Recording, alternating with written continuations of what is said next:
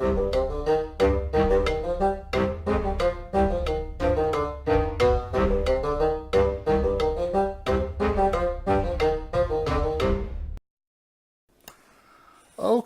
so the Heroes of Loudwater. This is a new campaign. Actually, I got to play as a player in, and I've not yet done a recap as a player, so I'm going to do this a little differently. I'll tell you, I was playing a level 3 cleric, dwarven mountain dwarf cleric by the name of Cormac Lighthammer.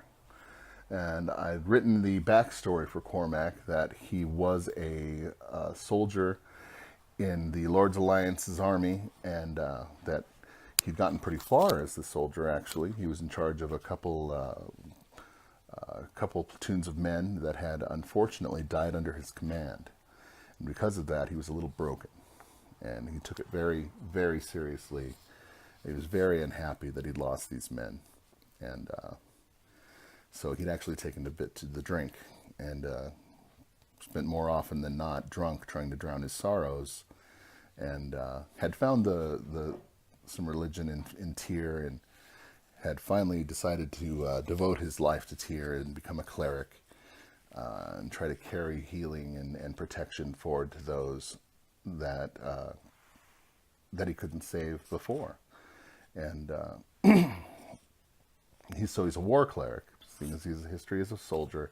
I thought I was going to play him a little bit like a fighter, but with some cleric background. So I don't know. Maybe I should have been better off just rolling with a paladin. But no, I really liked the way he played. It went really well. And it's kind of a large party, so bear with me. That night we had myself playing, again, Cormac. My good buddy Carl was playing Corbin Lighthammer, his monk brother, who also followed Tyr. And my son was playing, I can't remember his full name, forgive me, but we called him Marty, a gnomish wizard. Of course, our good buddy Dave was DMing, the gentleman that Dark Age always speaks of that played the dwarf Gear. Hell of a DM. He's a good guy. And then as we continue around the table, we also had his younger son was playing a dragonborn rogue named Elevan.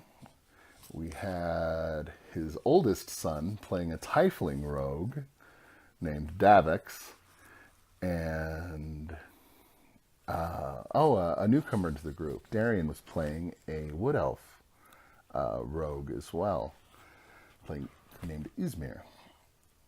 And so we had 3 rogues in the party. Kind of crazy. So we continued on. We had an orc named Vola. She was actually a member of the town guard who was going to join us. And I believe that's everybody. I hope I'm not leaving anyone out. No, of course I am. I'm leaving 2 people out.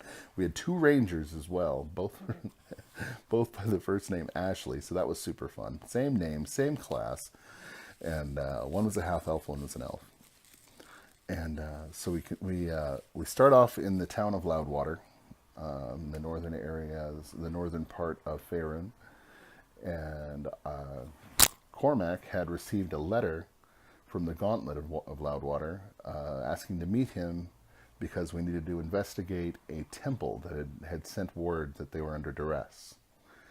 And as I met with him, he told me to go meet with Captain Ashley, the head of his guard, because he was going to allow me to pick from some prisoners that were in the town jail to take with me as to help bolster my numbers and help with whatever problem the temple might be having. So as I go down and I meet Ashley, giant man, just a real mountain of a man in full plate mail armor, captain of the Lord's Alliance, just a certified badass. And he tells me, yes, Cormac, yeah, go take your choice of these men down in the jail, and they'll go with you and help you on your way. And they can tell them they can earn their freedom by serving the Lord's Alliance and helping you. So Cormac and his brother go down into the basement, and that's where we found the 3 rogues, and 2 of the rogues, and the gnomish wizard. so we carry on, and we convince them, yes, come with us. You'll be set free. You'll earn your freedom. They'll give you a clean slate as long as you stop stealing stuff, stop causing trouble.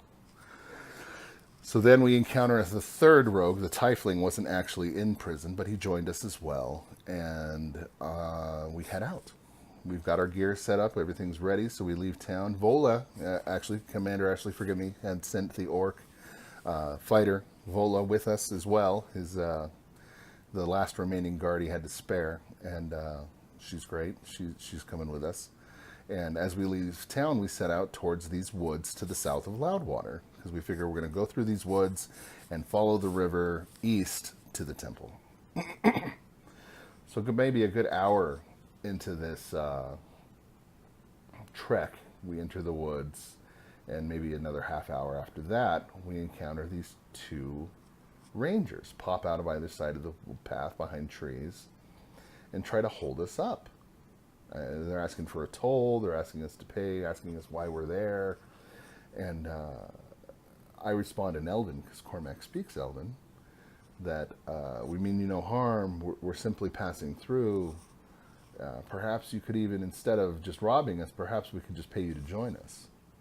And so they join the party. And now there's 9 of us. We're all finally together. And we head south.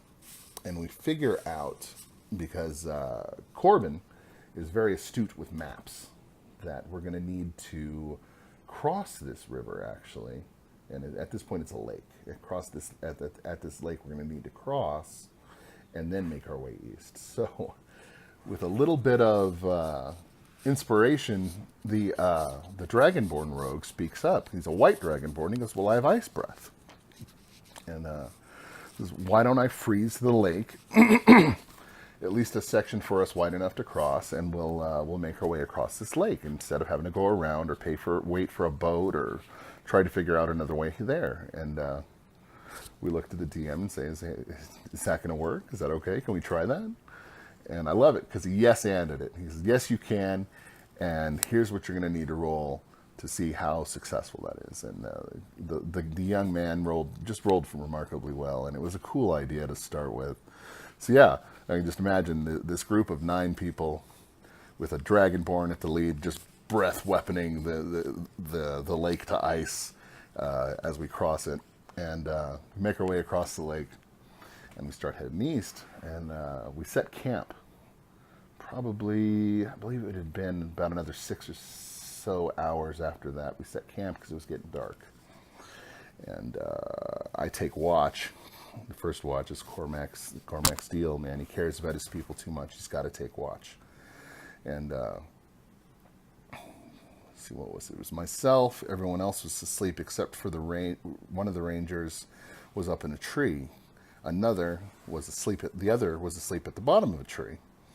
And Cormac's writing in his journal and thinking things through.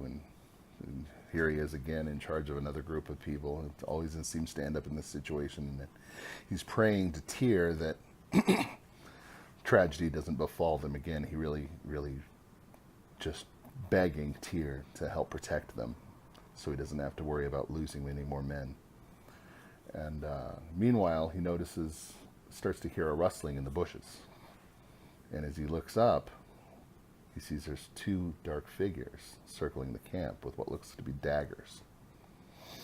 And he knows that one of the rangers is awake and in that tree. But hopefully, whoever this is in the darkness doesn't. So he calls them out. He calls out the figures and says, hey, who goes there? What's going on?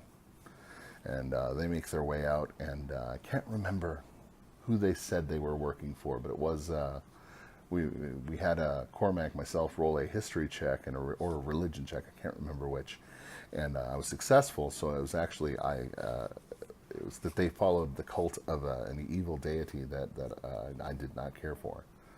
So I start smacking my warhammer against my shield to wake up the rest of the party, and we roll initiative for combat. We had a crit fail on the first attack from the ranger that was hiding in the tree, and unfortunately, she fell out of the tree on her first attack, And the other ranger, laying asleep below the tree, had gotten up and asked if she could roll to try to catch her. And she rolled a crit fail on that as well. Now, I know there's no written crit fail fumble in 5th edition, but man, this was just fun, because not only did she fail firing and fall out of the tree, but then her compatriot failed to try to save her on a crit as well. That's wonderful. So Dave carried that really well, and just let one fall onto the other. They're sprawled out on the floor. Things aren't going great. But beyond that, combat goes really well. I mean, there's 9 of us, for heaven's sake. 7 if you don't count the ones laying on the ground. And we handle these 2 brigands, and after they go down, we're searching the bodies, and we notice the bodies are really hot. It's like really hot. That's weird. And before we get a chance to really get anything off of them, they burst into flame and melt away. And we'll get back into it in the next episode, guys. Thanks for watching. If you like what you saw and heard, please give us a like and a subscribe below, comment, and help us spread the word about Tef's Tavern. Have a great night. Thanks.